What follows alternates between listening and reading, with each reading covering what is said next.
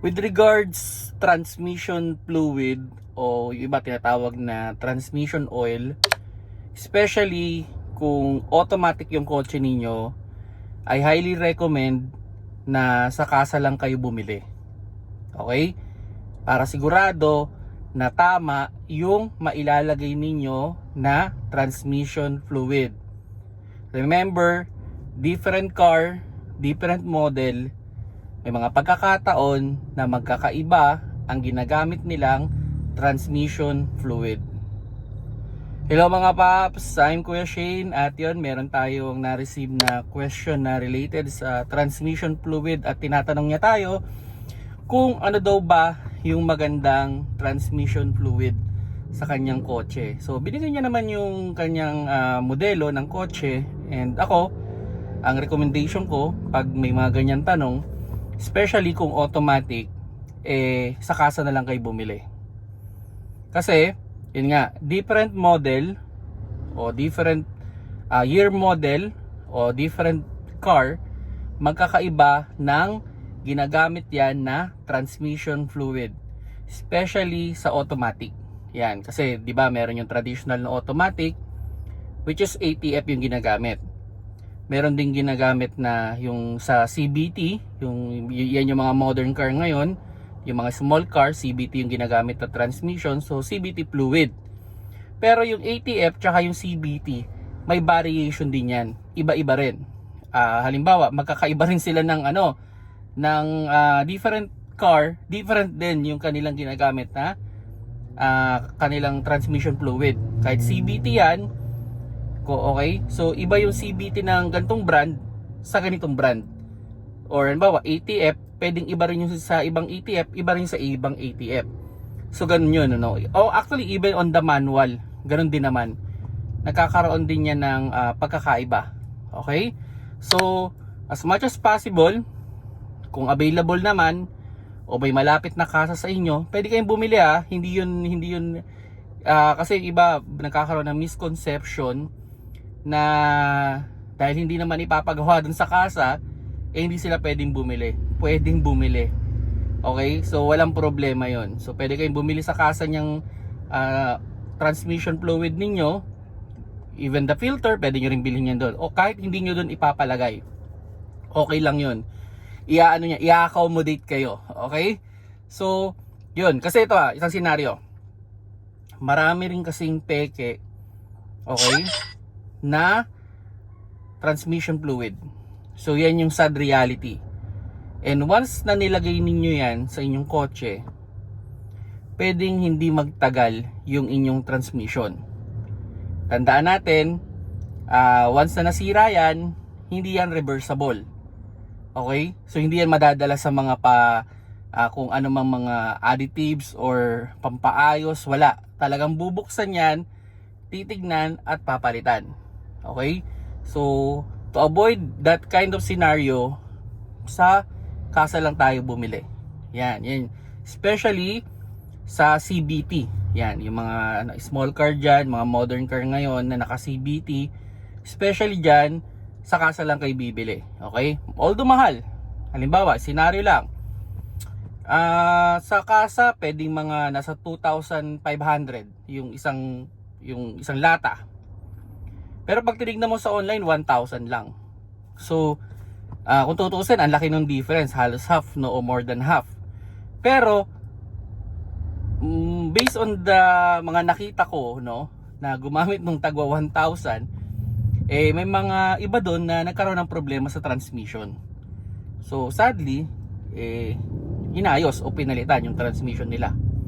Malaking gastos, 'di ba?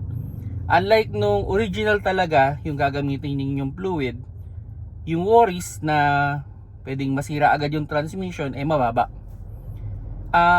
May mga pagkakataon lang na yun, sa filter, sa akin personally, sa filter, okay lang naman na bilhin sa online. Yan. Kung filter ang usapan, tsaka gasket, okay lang yun kahit sa ano tayo bumili, kahit sa online, basta sukat na sukat, okay lang. Pero syempre, kung afford pa rin, why not, 'di ba? Original talaga, kasa pa rin kayo bumili. Pero kung medyo tipid mode, okay naman sa online based on experience din naman. So ganyan yung ano no, ganyan yung isasuggest ko sa inyo kasi sa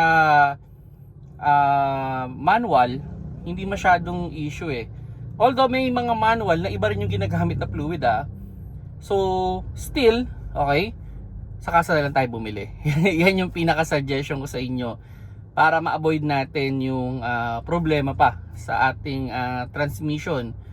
Kasi nga may mga pagkakataon, ayun, yun pala, suggestion ko sa inyo, no, to confirm, kasi ano yan eh, pag bumili kayo ng transmission fluid sa kasa, pwedeng hingin yung inyong yung chassis number, just to be sure lang. Tapos pag binigay yung chassis number, alam na nila kung ano, i-check na sa computer yun, alam na nila kung ano yung tamang fluid. Kasi ito, halimbawa ito, BIOS, which is andito ako sa Toyota BIOS ko, di ba? So yung unang mga modelo nito, nakalimutan ko ng mga pangalan nun eh. So naka ATF yun. And ngayon itong mga as far as I know, 2013, 2023, 2025, di ko alam kung kailan nag-start yung CBT nila eh. So iba yung fluid nung unang BIOS sa mga bagong BIOS. So ATF yung ginagamit nila, CBT. Tapos ano yan, FE yung ginagamit sa mga modern na BIOS. So magkakaiba, di ba? So kung halimbawa, senaryo lang, naggaling-galingan yung iba. Kasi may mga ganang pagkakataon eh. Hindi nila chine-check, basta lagay lang din sila ng transmission fluid without checking kung ano yung tamang fluid. So ang ending, nasisira yung transmission. So hindi nagtatagal. So yan yung ano ko sa inyo, no. As much as possible, original yung bilhin niyo yung fluid, wag yung titipirin. Kasi ano lang naman yan eh. Every 2 years or 40,000 kilometers. Although ano yan eh, may mga fluid daw ngayon na kaya hanggang 80,000 kilometers.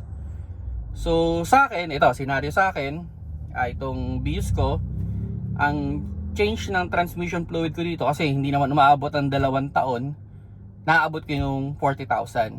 Pero pinapalitan ko to every 50,000. So sa ngayon, naka 70,000 na siya, so naka isang palit na ako. So nung 50,000 ko siya pinalitan. Then next 100,000 kilometers, tsaka ko siya papalitan. Now, meron akong Avanza, 'di ba? So yung Toyota Avanza ko, pares lang sila ng transmission fluid na ginagamit eh. Unfortunately, 16,000 kilometers pa lang siya. Pero pa 3 taon na. So hindi ko pa napapalitan. So papalitan ko siya sa 3 years niya. So yun naman yung sa akin. Kasi nga, hindi naman masyadong gamit yung sasakyan. So okay naman yung ganong standard, no? But still, kung kaya, hindi kayo tipid mode. Yan, kung hindi kayo tipid mode. Kasi syempre, may mga pagkakataon, tipid mode naman talaga. Para sa akin, ano, kung hindi nyo naman naaabot yung 40,000 kilometers, okay naman yan, maximum tayo hanggang 3 years. Pero kung gamit na gamit yung sasakyan, kung Toyota yan, mga 50,000, okay na yun. Okay na tayo sa 50,000. Okay? So yun mga paps, no? Sana nakakuha kayo ng konting idea with regards to transmission fluid. Sa Mirage ko pala, way back then, ano yun eh, every 40,000 din ako doon. 40,000 pero hindi nga umaabot ang taon. So sa iba naman, doon sa iba naming sasakyan, mga nakabase lang sa taon talaga, 2 to 3 years. Maximum na namin yung 3 taon. Palit kami ng transmission fluid. Okay? So yun mga paps, no? Sana nakakuha kayo ng idea. Hindi lang puro change oil. Okay? Hindi lang puro palit lang ng engine oil. Kasama ang transmission. Magkahiwalay yan. So yung engine oil, di ba? Every 6 months or 10,000 kilometers. Pero yung transmission oil, ideally, every 40,000 kilometers or 2 years. We can extend kung hindi masyadong gamit yung kotse. Maximum lang natin hanggang 3 taon. Sa kilometers, kaya naman up to 50,000 kilometers. Pero kung kaya, afford, ano na tayo, 40,000 kilometers. Okay? Kung nagustuhan nyo yung video, pakilike na lang mga paps.